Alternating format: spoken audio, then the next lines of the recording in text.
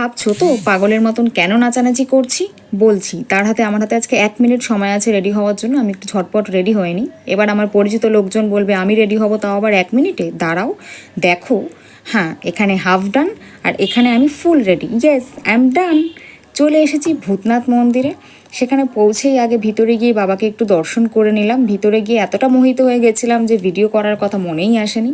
বাইরে এসে একটু কর্পূর দেখিয়ে তারপরে দেখলাম সাংঘাতিক ভিড় হয়েছে, তাই চলে গেলাম পাশে একটা হনুমান মন্দির ছিল সেখানে।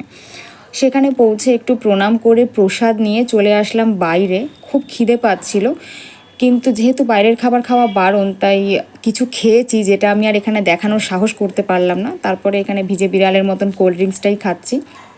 খেয়ে ভাবলাম একটু গঙ্গার ধারে বসবো, কিন্তু পৌঁছে দেখলাম এত বৃষ্টি হঠাৎ করে শুরু হয়ে গেছে গঙ্গার ধারে যে বসতে পারলাম না। দাঁড়িয়ে দাঁড়িয়ে বৃষ্টি আর গঙ্গার ধারে এনজয় করলাম। আর কি চাই, দারুণ কাটলো দিনটা।